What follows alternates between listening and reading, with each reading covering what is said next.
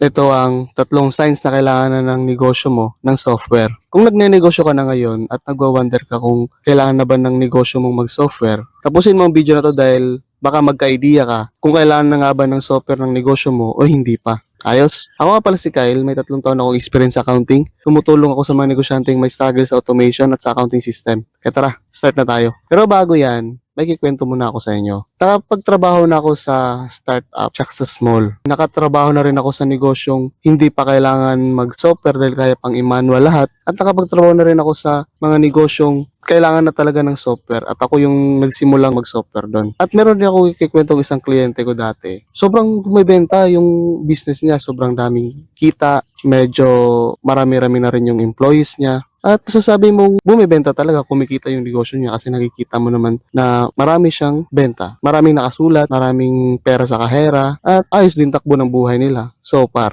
Pero ito yung problema. Nagkwentuhan kami, ito yung problema niya. Hindi niya halos matrack yung collectibles niya. Yung mga stocks niya kasi, pinapautang niya. At dahil sa pinapautang niya, minsan nahihirapan siyang i-track yung magkano yung collectibles niya sa customer na yan. At mahirap niyang i-verify kung totoo bang binayaran na talaga siya ng customer na yan. Kasi minsan kasi sinisingin nila pero kiniklaim ng customer na binayaran ko na yan. So nakikita nating may medyo gap sa sistema nila at sa flow nila. Nakakalusot yung mga ganong mga reasoning. At yung nga, sabi niya sa akin ito problema ko. Gawa ng ganyan yung mga sistema nila, hindi pa masyadong systemized. Meron silang POS, meron din silang Excel, pero dahil nga halos manual nilang ginagawa mga bagay-bagay, doon sila nahihirapan. At doon ko nilatag yung pwede nilang gawin at nilatagan ko sila ng solusyon at trinay namin i-execute at gumana naman sa negosyo niya. At dito ko nilatag sa video na to ang mga signs na kailangan mo na ng system o software sa negosyo mo. Ayos? Okay, game? Isa sa mga signs na kailangan mo na ng software sa negosyo mo ay ang marami ka ng transaction at nahihirapan ka ng i-track to. Wala akong exact number of transaction kasi iba-iba ang definition ng marami sa isang negosyo. May negosyong 200 transactions a day pero sobrang liit nun. At meron din negosyong 20 pa lang yung transaction pero sobrang nahirapan na sila doon. Depende yan sa mga transaction. Depende yan sa transactions, number of transactions na sobrang dami para sa negosyo mo. Pero kung may number of transactions ka na definite number, na doon, pag na-reach mo na yung number na yun, parang nangangapa na yung operation na i-track yun, nangangapa na yung admin na or accounting na i-track yun, yun na yung isa sa mga signs na kailangan mo na ng software. Kasi meron ding mga negosyo kasi na sa isang sale transaction, maraming transaction ang kailangang buuin para makumpleto yung isang sales na yun, para ma-deliver yung isang sales na yun. At meron din kasing negosyong kahit na isang sales, napaka-effortless na i-deliver yun. Pero yung nga, sa binanggit ko kanina, merong mga businesses, especially yung mga B2B, especially construction, printing, fabrication. Sa isang sales transaction, napakadami mong kailangan buuin o napakarami mong kailangan na i-assemble o napakaraming cost o napakaraming transaction para ma-deliver yung isang sales na yon. At ikaw mismo makakatansya nun kung ilang transaction ang napakarami para sa negosyo mo. At kapag nangangapa ka na doon, kapag na-reach mo na yung number of transactions, kailangan mo na ng software nun. Especially kapag araw-araw mo nang nare-reach yung ganong transaction at nahihirapan ka nang i-track yun. Isa yan sa mga signs. Okay, next. Isa sa mga signs na kailangan mo na ng software sa negosyo mo ay ang marami ka ng empleyado. Isa sa posibleng rason na marami kang empleyado dahil sabog-sabog pa ang sistema mo. Kailangan mo ng napakaraming empleyado para makumpleto yung isang proseso. Posibleng wala ka pang software, posibleng wala ka pang sistema, kaya napakarami mong empleyado. Kaya kailangan mo na ng system doon. Siyempre, meron ding mga negosyo na kahit na may system na at maayos naman na yung flow, kailangan talaga ng empleyado. At kailangan pa rin natin ng software pag ganun yung sitwasyon mo. Kasi mahirap din i-track ang productivity, mahirap din i-track ang progress ng mga empleyado.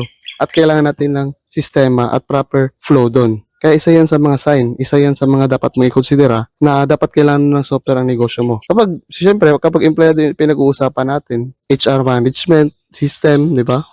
POD, KPI tracker, mga ganun. Depende yan sa negosyo, depende yan sa sobrang dami ng empleyado mo. Ikaw makakaalam doon. Okay, next. Isa sa mga sign na kailangan mo na ng software sa negosyo mo ay ang the moment na magdesisyon kang palakihin ang negosyo mo. Pwede ka namang sobrang daming transactions sa isang araw, pwede ka rin maraming empleyado sa negosyo mo at hindi mag-acquire ng software kahit na na-mention ko na yung dalawa na yun. Sa isang kondisyon, nag-decide kang hindi mo na palakihin yung negosyo mo. At dahil nag-decide kang hindi mo na palakihin yung negosyo mo, dapat andyan ka araw-araw. Dapat andyan ka naka-monitor, nakabantay, at ikaw mismo tumatrabaho, lahat at nagtatrack na lahat. Isa din sa nagpa-realize sa akin, kung gusto mo tulungan lumaki yung negosyo mo, it's for you to decide na kailangan mong i-condition yung utak mo na someday na dapat mo siyang able na iwan. Hindi iwan na totally na iiwan mo siyang nangangapa, pero iiwan mo siyang kahit na iniiwan mo siya, nag-grow siya, sustainable siya, at kaya niyang buhayin yung sarili niya. Kapag hindi ka kasi nag-decide na palakihin yung negosyo mo, walang mali doon. Kung yun lang naman yung source of income mo at masaya ka namang andyan ka palagi, andyan ka nakabantay sa kanila,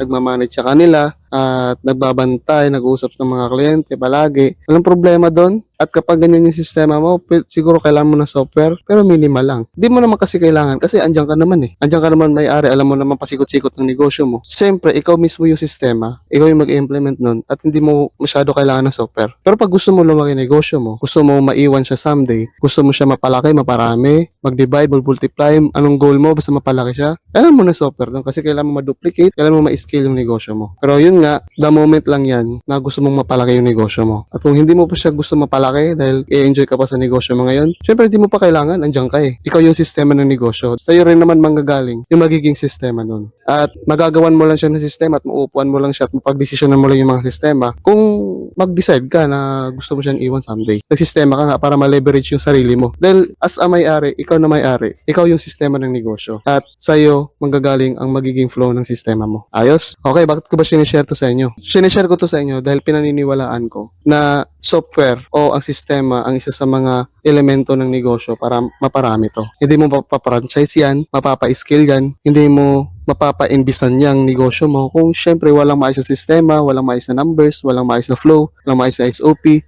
sabog-sabog lahat ng mga flow mo. Isa siya sa pinaniniwalaan kung kailangan natin yan, especially sa mga negosyo natin. Ang kalaban kasi natin dito, yung hindi tayo mag-a-adapt sa kung anong kailangan ng negosyo natin. Siyempre, kung kailangan ng negosyo natin talaga na mag-system, kailangan na mag-software, dahil nahihirapan na tayong i-track, nahihirapan na tayong i-justify na tinatarantado na pala tayo ng mga empleyado natin o tinatarantado na tayo ng mga taong nasa paligid natin, o HR man yan, accounting man yan, admin man yan. It's hard to justify especially kung wala tayong sistema, wala tayong flow, especially to document everything. Kaya ang kalaban natin dito kung hindi tayo mag-adapt sa kung ano talagang kailangan o hindi natin solusyonan kung anong problema sa loob ng organization natin, someday somehow mag-work yan in a very short period of time. Pero kung magtatagal man yan, magtatagal din yung sakit ng ulo mo. Ayos? At if ikaw ngayon isa sa mga negosyanteng somehow nahihirapan na dahil sa kakulangan ng sistema, kakulangan ng proper flow ng negosyo mo, ayos lang yan. At least naramdaman mo yung feeling na medyo mahirap talagang walang sistema. At yun nga ang sagot, sistema ang sagot. Pero if ikaw naman ay negosyante ngayon na hindi pa naman na kailangan mag-sistema dahil kaya pa naman mag-manual, nagpapalaki pa ng sales, nagpaparami pa ng transactions sa isang araw, naayos pa yung mga flow ng mga bagay-bagay, walang problema doon. At continue lang ng trabaho malupit, magalingan pa lang natin at someday somehow,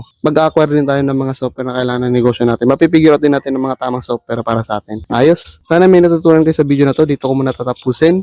Please don't forget to like, comment, and share sa ating video at mag-comment kayo if meron kayong mga suggestion o mga gusto nating i-topic next. At ini-invite ko rin kayo na magsali sa ating Negosyante Automation Group. Doon tayo mag-usap-usap about sa automation at pagpapaayos ng operation to numbers sa ating mga negosyo. Ayos? Palaging tandaan, huwag kalimutan na ang faith without action is fiction. Bye-bye guys!